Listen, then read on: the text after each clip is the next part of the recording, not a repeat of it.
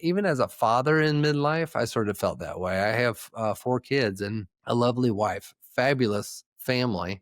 But even like in my mid 40s, I was starting to feel the obligation and responsibility of that, right? Another hamster wheel. It was like, well, you got to get the kids through school and now you got to save for college. And don't forget, they're going to get married one day. Those weddings aren't cheap. And so, like, I'm feeding yet another machine.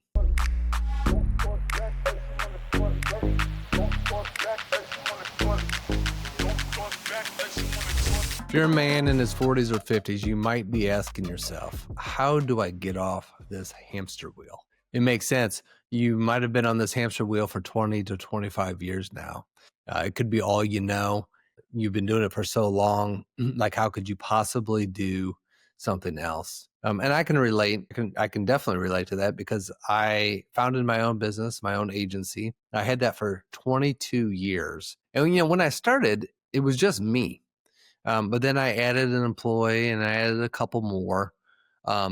Fast forward about, I don't know, 18 years. I now have 15 employees, or at that time I did.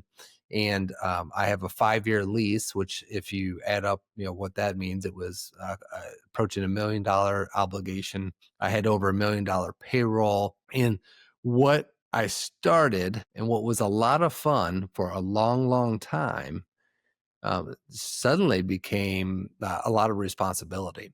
And it was like is a machine, right? The hamster wheel became a machine that I constantly had to feed. And so I went from doing what I love to do and enjoying what I love to do. And I love the risk. I love the challenge. I love the adventure. I love building a team and building the culture. There's so many good things that happen in that first half that I really like. And you'll hear me say again and again, I'm not going to villainize the first half, but there is reality that I will admit that, you know what, it became this thing of like, you got to keep the machine fed. You got to keep it going. And especially when you're responsible or somewhat responsible for 15 different families, you got to get the sales. You got to make payroll. You got to hire the next team member because your team's starting to get, feel the burden of all the work.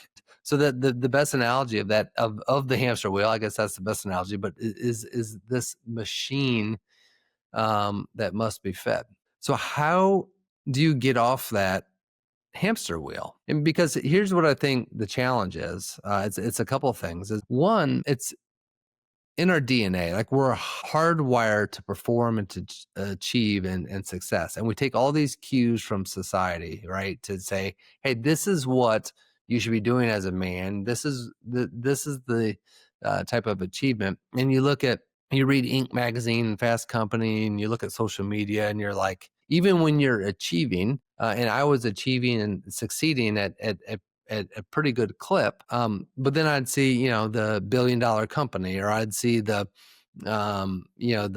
part-time person who, just decided to found something and not their overnight success. Some of that and most of that is sensationalized and really doesn't happen. But at the end of the day, it's like, even when I'm succeeding, I'm not succeeding. And why am I doing this anymore? And that's the question that a lot of us come to, is like, seriously, like, is this all there is? And that certainly felt like that after a while. Is this all there is? Like, do I just exist to feed the machine? And even as a father in midlife, I sort of felt that way. I have 4 kids and a lovely wife, fabulous family.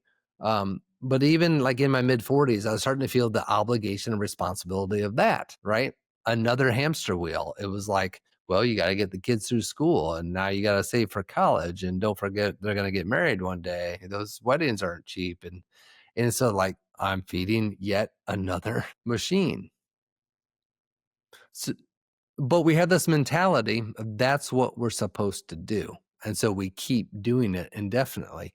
Even if we retire, or even if we stop our first half career and move on to the second, there's still this temptation of achieving and of succeeding.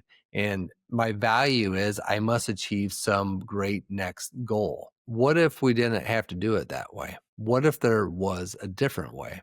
And I just want to talk about real quickly and propose to you a different path the road not taken, or the road less traveled as we know it. And you can still make great money. You can still do great work and feel that success, but you can get off the hamster wheel. You can detach yourself from the machine. That's what I've done. I knew I was going to do this at some point. Really my whole life. Maybe I underestimated how intense the machine would be, but this is what I've wanted to do and help other men do as well. So here's where I start. I actually started with vision. So I take my 85th birthday and I imagine that I am there. This is called a future self exercise. So I imagine I'm on my 85th birthday. I try to get as vivid. I'm closing my eyes. I try to get as vivid as possible. And I write down who was there, what they're saying, what I ended up doing with my life. And I just get a really clear picture of that. It might sound hokey to you, but I would encourage you, if you haven't done that, do that exercise. Just write down what that story is. I was blown away about what came out of my pen. It was like an other out of body of experience. Like somebody else wrote this. I'm like, where did this come from? But it just seemed like really from my subconscious, or really my psyche. I guess I'm doing my psyche here in my heart, but my psyche was saying, hey, this is what you really want. Thank you for inviting me to write this down for you. I wrote that 2 years ago. I now read that about once a week, just to remind myself, Adam, hey, remember, this is what you're going for. This is what your soul really wants. So that one exercise can literally be life-changing because it gives you the direction and it keeps you on course. Because I am tempted to build again. I am tempted to I just heard a podcast about this guy who built a $50 million business and now he has his own private jet. And I'm like, oh my gosh, I could do this. But you know what?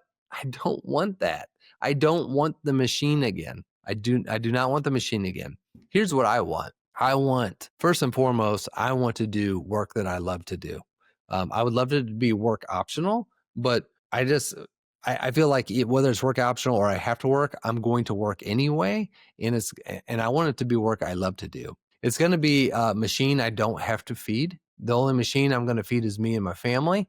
And I love that idea. And then third is I want flexibility. I want to be able, if I want to work out at 2 PM, I'm going to go work out at 2 PM. If I want to sleep in because I had a long night doing XYZ, then I'm going to sleep in. So I want that flexibility too. So imagine that you have work that you love. Everything you're doing really goes to you. And that sounds somewhat selfish, but I think you get my point there. And then third, it's flexible. So you can sort of design the life that you want.